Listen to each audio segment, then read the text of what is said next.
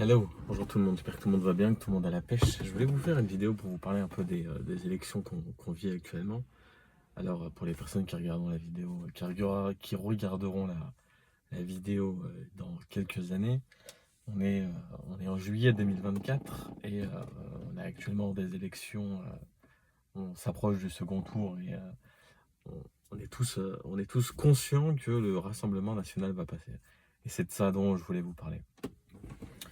Alors, je voulais vous parler un peu de ça et vous parler un peu de l'idéologie derrière tout cela et de mettre un peu en avant, euh, quelque part, le débat biaisé qui nous est présenté en France, qui finalement est bien déconnecté de la réalité,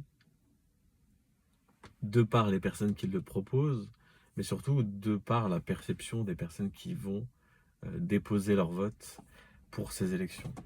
Alors, moi, je remets pas la photo au politique, hein. Le politique, ça reste quelqu'un qui, euh, qui est là pour faire une carrière et qui est là pour avancer sur son propre chemin qui est le sien. Et on n'est pas là pour parler de ce chemin, mais on est là pour mettre en avant justement les problématiques du débat et les problématiques qui finalement mettent en miroir ou mettent en avant la déconnexion du peuple, l'inconscience finalement de ce qu'il joue et surtout les mauvaises compréhensions de par les débats qui sont proposés, de par le narratif qui est proposé et de par ces choses-là. Alors, avant de rentrer en matière, il est important de contextualiser et de parler un peu de l'environnement qui est le nôtre aujourd'hui en Europe et de la direction dans laquelle ce continent va. Alors aujourd'hui, qu'on le veuille ou non, qu'on en soit conscient ou pas, on ne peut plus forcément voir la France comme étant un pays souverain. Elle l'est plus depuis bien longtemps, elle a vendu sa souveraineté depuis bien longtemps et continue à la vendre. Elle le fait par dépit. Elle le fait parce que finalement la France elle-même n'a plus la stature qu'elle avait auparavant et n'a plus les moyens de se positionner comme elle le faisait avant.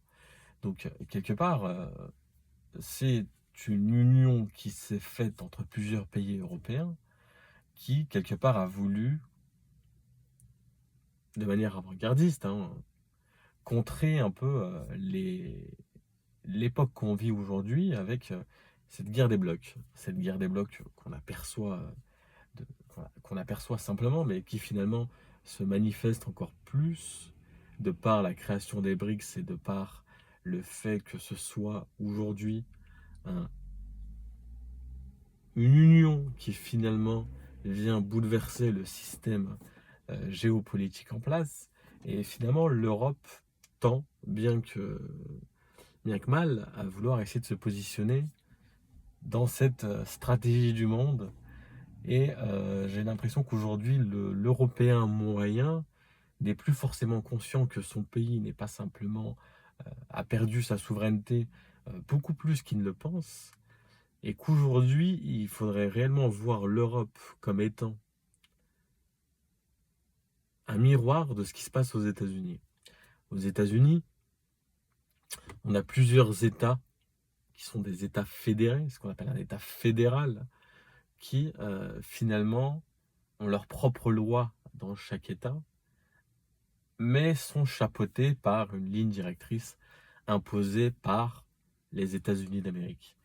Et quand on regarde finalement la manière dont ça fonctionne, c'est exactement ce qui se passe aujourd'hui en Europe.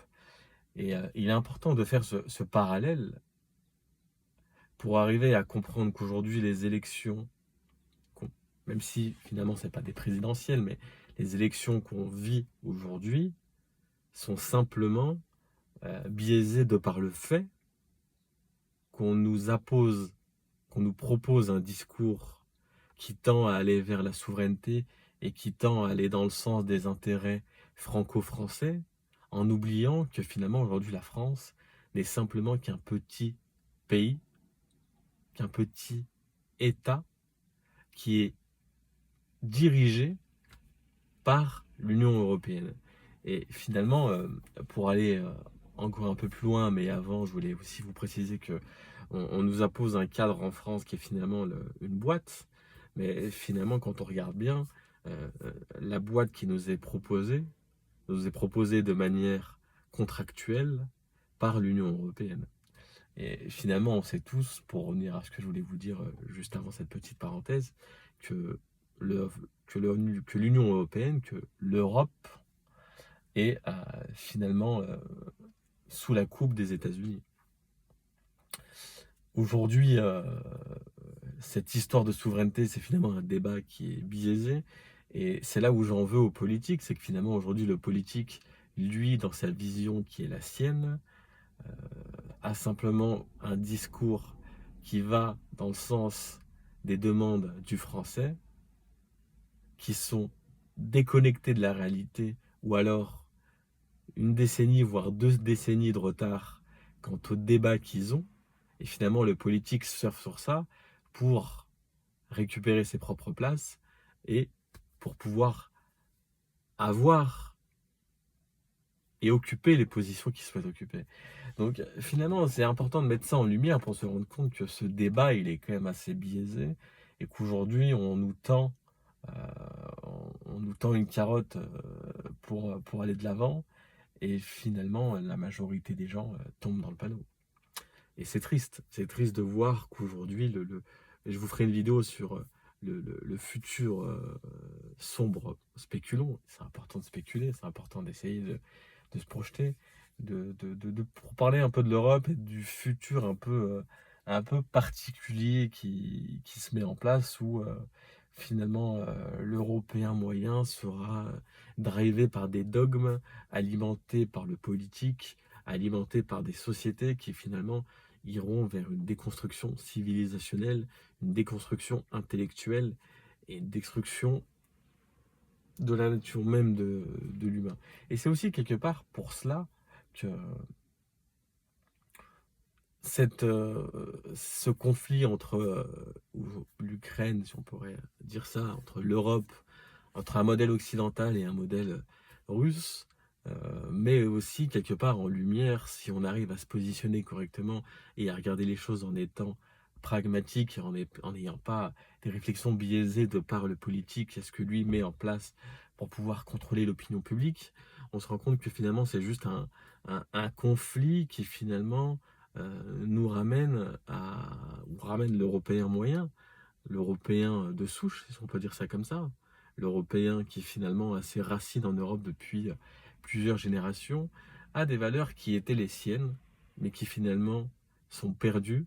Et le système russe le sait très bien. Des discours allaient dans cette direction-là il y a 10 ans, il y a 15 ans. Et aujourd'hui, le résultat est que l'Européen moyen est content d'afficher des drapeaux de l'Ukraine pour pouvoir apporter son soutien à un pays qui combat soi-disant la Russie, mais qui finalement ne se rend pas compte, qui va contre ses intérêts, sous couvert d'un président qui était dans une série télé qui...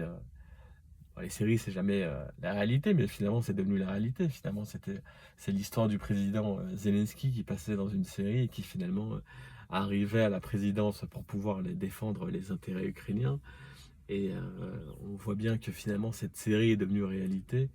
Et c'est hallucinant de voir le jeu du système se mettre en place et se dérouler sous nos yeux de manière assez limpide et de voir l'Européen moyen tomber dans le panneau. Et notamment l'Ukrainien. Quoique l'Ukrainien